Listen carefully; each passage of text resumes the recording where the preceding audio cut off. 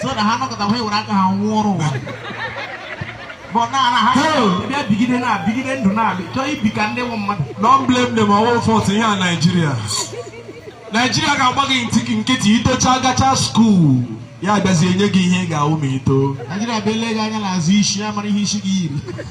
My parent kids are okay. He got me to three major professions Nigerian children wants to be when they grow.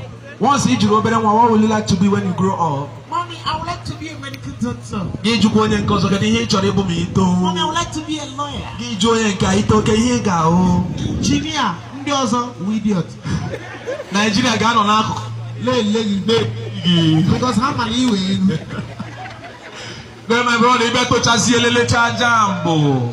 If a problem you get from jam, Nigeria got manifest from jam. You go to jump form. Instead of he feel you ever give us a brilliant like Makamba, he feel like a man, maybe country on India. You first, I secondary school, give you a lawyer first.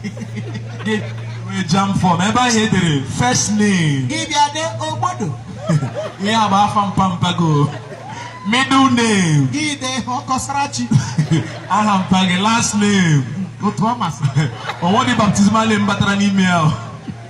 Every home address. CBT number 45 Uguago Street, Abakanike, Enugu East. Jeff won away here, the man. My brother, every school of choice. A holding school, University of Nigeria. UNN. The course of choice. The course next thing and such in bracket next such. Nigeria there's a submit after 2 weeks. Oh. I got the coffee. After I put the muffin in passing. My brother, next month, let's see a gig of first name. First name, I got that suspect was Aham Pampani. Not the corner, Give a weapon. You really was in church. Give a dead baptismal name, Peter. Second name, third name, James. Just Kachine Kemana here on the Gnobe. Ever heard the home address? Once the other was Agila, Papa. You was actually name. Give me the number 16 Basiduk, New Heaven. What boy might be about? What boy? Ever heard the school of joy? Once you was Agila, UNN. If you want to get a chicken.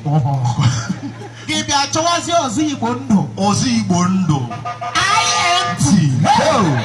It's more school. What do you like IMT? Before IMT, any admission, how they check a job within their own cut off mark. Then school also need a chandoso. They come for us in any home. I am the last person result to la jam. All 12. I am to make their own cut off mark. 11. You won't let up at that school. I got new admission. We now be going 6 years. They are going to gas service puta Nigeria. Nigeria be shizela. Even Nigeria will case. Nigeria be shila case in your war. Potassium. For example, this guy needs a camera now.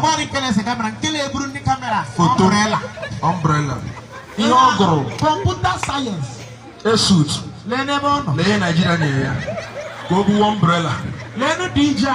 DJ, chemical engineering. IMT. See, I call the business. When you was a chemical laptop. Ladies guy in a camera. Search. Is there an anger?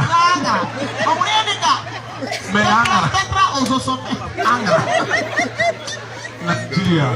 Ladies and gentlemen, please.